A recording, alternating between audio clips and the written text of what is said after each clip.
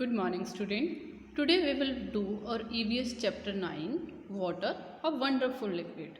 Student, before start the chapter, I am asking you a simple question. What is the first thing you do when you get up in the morning? जब आप सुबह सुबह उठते हो तो सबसे पहले आप क्या करते हो? You do face wash, taking bath, drinking water, और भी बहुत से एक्टिविटी करते हो। तो स्टूडेंट इन सब एक्टिविटीज़ में जो सबसे मोस्ट इम्पोर्टेंट थिंग है वो क्या है? That was water. तो स्टूडेंट वाटर है वो हमारी एक्टिविटीज़, जो हमारी रूटीन की जो एक्टिविटी है उनमें तो ज़रूरी है ही है, उसके साथ साथ हमारे एग्जिस्टेंस के लिए भी, जीवित रहने के लिए भी वाटर है वो इम्पोर्टेंट थिंग्स है। जैसे हमने बताया कि हमें जीवित रहने के लिए वाटर एंड फूड, ये तीनों चीज़ें हमें बहुत ज़्यादा ज़रूरत पड़ती है। हमने फूड के बारे में तो पढ़ लिया था लास्ट चैप्टर में कि हमें कैसा फूड खाना चाहिए और किस किस टाइप के जो टाइप्स ऑफ फूड थे, energy giving, body building food and protective foods. और इस चैप्टर में हम पढ़ेंगे वाटर के बारे में कि वाटर है वो हमारे शरीर के लिए कितना ज़रूरी है, सोर्सेज क्या हैं वाटर के, और हमें कौन कौन सी फॉर्म में वाटर मिलता है, वो सभी चैप्टर्स के बारे इस चैप्टर में हम पढ़ेंगे। तो स्टूडेंट सबसे पहले हम जानते हैं कि हमारी जो अर्थ है उसको हम ब्लू प्लैनेट के नाम से जानते हैं। ब्लू प्लैनेट इसको क्यों बोला जाता है? बिकॉज और earth third fourth surface is covered with water. हमारी जो अर्थ है उसका 3/4 सरफेस मीन्स नियर अबाउट 70% है वो वाटर से घिरा हुआ है। जब हम इसको ऊपर से देखते हैं, स्पेस से देखते हैं, या फिर कोई भी सैटेलाइट्स की हेल्प से जब हमारी अर्थ की इमेज ली जाती है तो वो एक ब्लूइश कलर की दिखाई देती है। ब्लूइश कलर है वो वाटर बॉडीज़ को आप जब भी कोई भी पिक्चर बनाते हो तो उसमें वाटर में जो आप कलर करते हैं तो ब्लू कलर करते हैं। तो वाटर का जो कलर है वो ब्लू कलर है, इसलिए जब हम अपनी अर्थ को ऊपर से देखते हैं तो वो ब्लू कलर की दिखाई देती है। इसी कारण से हमारे जो अर्थ है उसको हम ब्लू प्लैनेट के नाम से जानते हैं, क्योंकि हमारी अर्थ पर नियर अबाउट 70% क्या है वाटर है और 30% क्या है लैंड एरिया और फॉरेस्ट एरिया है। This is the picture of our earth. आपको इस डायग्राम से दिख रहा है कि हमारी अर्थ है वो क्या है, राउंड है। जब हम इसको ऐसे एक बार ग्राफ में देखते हैं तो इसका जो 70% जो ब्लू पार्ट दिख रहा है उस पर क्या है वाटर है, और जो ये ग्रीन पार्ट और ब्राउन पार्ट जो दिख रहा है ये हमारा लैंड एरिया है। तो ये हमारी अर्थ की इमेज दिखाई गई है। स्टूडेंट जिस तरह अर्थ पर नियर अबाउट 72% वाटर है, इसी तरह जो ह्यूमन बॉडी है, हमारा शरीर है, वो भी मोर देन हाफ पार्ट है उसका वो किससे बना है, वाटर से बना है। तो हमारी जो ह्यूमन बॉडी है उसमें भी नियर अबाउट 72% क्या है वाटर है। तो water is very essential for our body. तो वाटर का जो सबसे मेन सोर्स है वो क्या है? वाटर है वो हमें रेन से मिलता है। Rain is the main source of the water. तो firstly we will discuss about the different form of the water. और जो रेन का वाटर है वो कहाँ चला जाता है? रिवर्स में, पॉन्ड्स में, लेक्स, ओशन और देन सी, इन सभी में जाकर और एंड में वो ओशन और सी में मिल जाता है। और जब हमारे घरों में पानी आता है वो कैसे आता है? रेन वाटर से क्या होता है, पाइप्स के द्वारा वाटर वर्क्स में ले जाया जाता है और वाटर वर्क्स में वाटर को क्लीन करके और सप्लाई के हेल्प से हमारे घरों में पाइप्स के द्वारा हमारे घरों में भेज दिया जाता है। और इस तरह से रेन वाटर है वो अलग अलग जो वाटर बॉडीज़ हैं उनमें चला जाता है। इसी तरह जो मेल्टिंग आइस होती है, पहाड़ों पर जो बर्फ़ जम जाती है, जो ग्लेशियर्स होती हैं, बर्फ़ से जो बने होते हैं, उनकी जब बर्फ़ है वो मेल्ट होती है और मेल्ट होकर क्या बन जाता है, वाटर बन जाता है। और वाटर जब फ्लो होके एक रिवर की फॉर्म ले लेता है और रिवर्स का पानी फिर कहाँ चला जाता है, पॉन्ड्स, लेक्स, और इसी तरह से फिर एंड में वो ओशंस और सी इनमें मिल जाता है। तो different form of the water हम जानते हैं कि वाटर है वो किस किस फॉर्म में मिलता है। Water is a liquid, liquid है that exist in the 3 states. वो लिक्विड वाटर है जब, लेकिन हम लिक्विड वाटर को 3 फॉर्म्स में देख सकते हैं, and that is solid, liquid and gas. Large amount of water present in the form of ice caps and mountains and glaciers। Glaciers पर और जो आइस कैप्स होती हैं उनमें बहुत ज़्यादा पानी होता है, और जब वो आइस कैप्स और ग्लेशियर्स जब मेल्ट हो जाते हैं, और किसकी हेल्प से मेल्ट हुए, जब सन ने उस पर हीट डाली, और सन की जो हीट से है वो वाटर जो आइस थे ग्लेशियर्स पर वो क्या बन गई थी, वाटर में चेंज हो गई थी। इसी तरह हमारा जो वाटर है वो भी अलग अलग फॉर्म्स में हम घर में एक प्रैक्टिकल की हेल्प से करके देख सकते हैं। हमने अपने रेफ्रिजरेटर से आइस क्यूब निकाला। आइस क्यूब को जब हम बाहर रख देते हैं कुछ देर के लिए, जब रूम टेम्परेचर में रख देते हैं तो वो मेल्ट होना शुरू हो जाता है, और मेल्ट होकर क्या बन जाता है, लिक्विड वाटर बन जाता है। लिक्विड वाटर को जब हम एक पैन में डालकर उसको गैस स्टोव पर रखकर बॉईल करना शुरू कर देते हैं तो उसमें से क्या निकलती हैं, स्टीम निकलनी शुरू हो जाती है, जिसको हम क्या बोलते हैं, भाप बोलते हैं। और वो स्टीम किस में चेंज हो जाती हैं, वाटर वेपर्स में, पानी की छोटी छोटी ड्रॉपलेट्स जो हवा में मिल जाती हैं। और इन ड्रॉपलेट्स के ऊपर अगर जब ये स्टीम हमारी निकल रही हैं, इनके ऊपर जब हम एक प्लेट लगा देते हैं, और प्लेट लगाकर जब हम देखते हैं जो टाइनी ड्रॉपलेट्स हैं वो किस में चेंज हो जाती है, वाटर में चेंज हो जाती है। और उस वाटर को जब हम कलेक्ट करके वापस रेफ्रिजरेटर में रखते हैं तो वो फिर से क्या बन जाती है, आइस बन जाती है। इस तरह से वाटर की जो हैं वो अलग अलग फॉर्म्स हैं, उनको हम अलग अलग फॉर्म्स में देख सकते हैं। तो सबसे पहले हम बताते हैं कि जो डिफरेंट फॉर्म्स ऑफ वाटर हैं वो आइस, वाटर और वाटर वेपर्स। आइस क्या है, हमारी सॉलिड फॉर्म है, और वाटर लिक्विड फॉर्म, और वाटर वेपर्स क्या है, गैसेस फॉर्म होती है। ये 3 हमारी जो है स्टेज हैं वो वाटर की। तो सबसे पहले हम बात करते हैं वाटर वेपर्स की। On heating water changes to water vapours. जब हम पानी को गर्म करते हैं तो गर्म करने पर पानी किस में चेंज हो जाता है, वाटर वेपर्स में चेंज हो जाता है। और वाटर वेपर्स किस में मिल जाते हैं, एयर में मिल जाते हैं।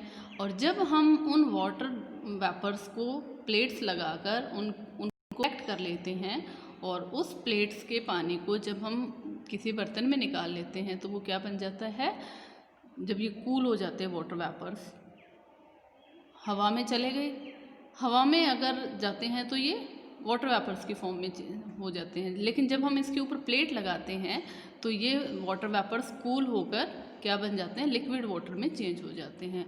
On cooling water vapours changing back to water droplets. और ठंडे होकर वाटर वेपर्स वापस से क्या बन जाते हैं, पानी बन जाते हैं। और जब हम इस पानी को, जो हमने पानी वाटर वेपर्स की हेल्प से जो कलेक्ट किया, इस पानी को हम वापस रेफ्रिजरेटर में रख देते हैं तो रेफ्रिजरेटर में क्या बन जाएगी, इसकी सॉलिड फॉर्म बन जाएगी जो कि आइस है। और आइस हमारी क्या होती है, सॉलिड फॉर्म होती है। और सॉलिड फॉर्म को, आइस को जब हम बाहर निकाल देते हैं तो क्या बन जाएगी, लिक्विड में चेंज हो जाएगा, मेल्ट हो जाएगी आइस, और वो फिर से क्या हो जाएगा, लिक्विड में चेंज हो जाएगा। इस तरह से हमारा जो वाटर की जो स्टेज है, वाटर की जो फॉर्म्स हैं, वो हम घर पे करके देखते हैं तो अलग अलग वो चेंज होती रहती हैं। इसी तरह से स्टूडेंट, जो नेचर है, नेचर में भी वाटर की जो फॉर्म्स हैं वो चेंज होती रहती हैं।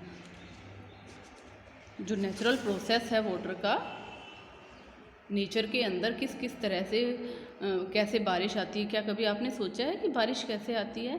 तो हम इस डायग्राम में आपको बताते हैं कि वाटर साइकिल क्या है, किस तरह से बारिश आती है, और वो बारिश किस तरह से, जो नदियाँ तालाब हैं वो भर जाते हैं और वहाँ से वो पानी कैसे सूख जाता है। आप देखते हैं कि बारिश आती है और आपके घर के आसपास सारी जगह पानी भर जाता है, तो वो कैसे कुछ दिन के बाद लेकिन वो ड्राई हो जाता है। क्यों ड्राई होता है? एक तो उसका रीज़न है स्टूडेंट, जो सनलाइट होती है वो उस वाटर को ऑब्जॉर्व कर लेती है, सोख लेती है। और सेकेंडली क्या होता है, जो रेन वाटर होता है वो goes below the soil and gets stored there. Soil के नीचे चला जाता है और वहाँ पर वो स्टोर होना शुरू हो जाता है। It is called underground water, और उसको क्या बोलते हैं, जो बारिश का पानी नीचे चला जाता है उसको अंडरग्राउंड वाटर बोलते हैं। And this water is drawn with the pumps with using the different purpose. और हैंड पम्प्स या ट्यूबल्स हम लगाकर उस अंडरग्राउंड वाटर को हम बाहर निकाल लेते हैं अलग अलग डिफरेंट पर्पस के लिए। कोई जो ट्यूबल्स लगते हैं वहाँ पर वो एग्रीकल्चर जो लैंड होती है उसमें खेतों में पानी देने के लिए यूज़ करते हैं, और हम अपने घरों में हैंड पम्प्स लगाते हैं तो हम अलग अलग एक्टिविटीज़ में पानी को यूज़ करने के लिए हम उस पानी को यूज़ कर लेते हैं। और जो इवेपरेट हुआ पानी, सनलाइट ने जिसको ऑब्जर्व कर लिया, उस पानी के बारे में अब हम देखते हैं। सनलाइट ने क्या किया, the sun heats the water in the river, pond, lake, seas and ocean. Sunlight ने जितने भी वाटर बॉडीज़ हैं, लाइक रिवर है, पॉन्ड है, लेक है, सी और ओशन, उन सभी में सनलाइट है वो पानी पर हीट डालती है अपनी। सूरज की जो गर्मी होती है जब उन पर पड़ती है, the water evaporates into the air as water vapours. और जो पानी है वो क्या हो जाता है, इवेपरेट हो जाता है। जैसे हमने पानी को गैस पर बॉयल किया था तो बॉयल होते होते जब उसको हीट मिली तो पानी इवेपरेट हो रहा था, वहाँ पर हवा में मिल रहे थे वाटर वेपर्स। तो सनलाइट जब वाटर को हीट करती है तो पानी है वहाँ से क्या हो जाता है, वाटर बॉडी से इवेपरेट हो जाता है, वाटर वेपर्स में चेंज हो जाता है। और जो वाटर वेपर्स हैं वो क्या हुए, हवा में जाकर ऊपर वो कूल हो जाते हैं। और कूल होने के बाद जब वो high up in the sky में जब जाते हैं, water vapours come to connect with cold air के कनेक्ट में जब वो आते हैं, it's cool down to form drops of water. और वो किस में चेंज हो जाते हैं, वाटर की एक ड्रॉप्स के फॉर्म में चेंज हो जाते हैं। और वो टाइनी ड्रॉप्स ऑफ वाटर, जो बहुत से टाइनी छोटी छोटी ड्रॉप्स हैं वाटर की, जब वो इकट्ठी मिल जाती हैं, टाइनी ड्रॉप्स जब एक साथ मिल जाती हैं तो बड़ी ड्रॉप बना देते हैं। और पानी की जो बड़ी ड्रॉप्स होती हैं वो मिलके क्या बनाती हैं, क्लाउड बनाती हैं। और जब टाइनी ड्रॉप्स बहुत ज़्यादा हैवी हो जाती हैं, जब क्लाउड्स में जो टाइनी ड्रॉप्स होती हैं वो बहुत ज़्यादा हो जाती हैं और जो बादल हैं वो बहुत ज़्यादा हैवी होते जाते हैं, तो वो अपने अंदर ज़्यादा पानी को नहीं स्टोर कर पाते, तो वो क्या कर देते हैं, रेन की फॉर्म में वापस लैंड पर आ जाते हैं। जो ड्रॉपलेट्स यहाँ पे इकट्ठे हुए क्लाउड्स में, और जब वो हैवी हो जाते हैं, बहुत ज़्यादा सनलाइट तो उस पर हीट डालती रहती है वाटर बॉडीज़ में, और पानी को क्या करती रहती है, इवेपरेट करती रहती है। इवेपरेट कर करके पानी जब क्लाउड्स में ज़्यादा हो जाता है तो रेन की फॉर्म में वापस लैंड पे आ जाता है। और स्टूडेंट्स, कई जो कोल्ड प्लेसेस होते हैं, लाइक जम्मू, लेह एंड लद्दाख, कश्मीर, शिमला, जो कोल्ड प्लेसेस होते हैं वहाँ पर क्या होती हैं, जो ये ड्रॉपलेट्स होती हैं वो वहाँ पे पानी नहीं बना पाती और वो बहुत ही बर्फ़ की फॉर्म में इकट्ठी हो जाती हैं वहाँ पर। और फिर वो क्या करती हैं, और बारिश की बजाय फिर वो बर्फ़ ही नीचे गिर जाती है। कई बार आपने भी देखा होगा कि ओले आते हैं, वो ओले क्या हैं, वो वहाँ पर वो बर्फ़ है वो मेल्ट नहीं हो पाती क्योंकि वहाँ पर बहुत ठंड है, और ठंड के कारण वो एज अ आइस की फॉर्म में ही नीचे आ जाते हैं, जिनको हेल बोलते हैं, ओले बोलते हैं। और जो वार्म कंट्रीज़ होते हैं वहाँ पर जो बर्फ़ है वो कम गिरती है, ओले कम आते हैं। लेकिन कोल्ड कंट्रीज़ में स्नोफॉल आपने सुना होगा, रेन की जगह पे वहाँ पे स्नोफॉल होती है। तो इस तरह से जो वाटर साइकिल है वो हमारी कंटिन्यूसली चलती रहती है। रेन आ गई नीचे, रेन वाटर कहाँ चला गया, रेन वाटर दोबारा से कहाँ चला जाता है, रिवर्स में, पॉन्ड्स, लेक और ओशंस में वापस आ गया। फिर वहाँ से सनलाइट ने क्या किया, अपनी हीट वापस डाली, हीट ने पानी को क्या किया, इवेपरेट किया। इवेपरेट करके जो वाटर वेपर्स थे, वाटर वेपर्स ऊपर गए, कूल एयर के कनेक्ट में आए, और कूल एयर के कनेक्ट में आने के बाद जो टाइनी ड्रॉपलेट्स थे वो एक दूसरे से मिलने लग गए, और मिलकर क्या बन गए, क्लाउड्स बन गए। और क्लाउड्स हैं वो जब हैवी होते गए तो उन्होंने क्या किया, रेन करनी शुरू कर दी। बादल अपने अंदर ज़्यादा पानी नहीं रख पाए तो उसने क्या करना शुरू कर दिया, रेन करनी शुरू कर दी। और रेन वाटर फिर से कहाँ चला गया, पॉन्ड्स में, रिवर, लेक्स में चला गया। इस तरह से जो नेचुरल प्रोसेस है वाटर का वो कंटिन्यू चलता रहता है। तो ये था हमारा वाटर साइकिल। स्टूडेंट आपको इस डायग्राम की प्रैक्टिस करनी है कि किस तरह से वाटर साइकिल है वो, जो वाटर साइकिल जो नेचुरल प्रोसेस है वाटर का नेचर के अंदर, सबसे पहले क्या होता है। सबसे पहले आप क्या दिखाएंगे, यहाँ पर ग्रीन एरिया और उसके आसपास वाटर बॉडीज दिखाएंगे। वाटर बॉडीज पे क्या होगा, सनलाइट गिरती हुई दिखाएंगे आप। सनलाइट ने वाटर को क्या किया, इवेपरेट किया, और फिर इवेपरेट होकर आपको ये लेबल भी करना है डायग्राम में कि वाटर वेपर्स में चेंज हुआ वाटर, और वाटर वेपर्स में है वो क्या हुए, कंडेंसेशन हुए। कंडेंसेशन क्या होता है, जब वाटर ड्रॉपलेट्स कूल एयर के कनेक्शन में आते हैं, जब कूल एयर से मिलते हैं तो वो क्या हो जाते हैं, एक दूसरे, कंडेंसेशन होता है when water vapours cool down and it's changes into water, this process is called condensation. जब वाटर वेपर्स ठंडे हो जाते हैं और वो किस में चेंज हो जाते हैं, वाटर में चेंज हो जाते हैं, उसको हम कंडेंसेशन बोलते हैं। और कंडेंसेशन होने के बाद वहाँ पर जो क्लाउड्स बने, क्लाउड्स दिखाएंगे, फिर क्लाउड में से क्या दिखाएंगे, रेन होती हुई दिखाएंगे, और रेन वाटर फिर से कहाँ चला जाएगा, वाटर बॉडीज में चला जाएगा। तो आपको ये वाटर साइकिल का जो डायग्राम है वो बनाना सीखना है, और इस वीडियो की हेल्प से आपको ये चैप्टर दोबारा से अच्छे से रीड करना है और एक्सरसाइज आपको स्वयं करने की कोशिश करनी है। Thanks and have a nice day.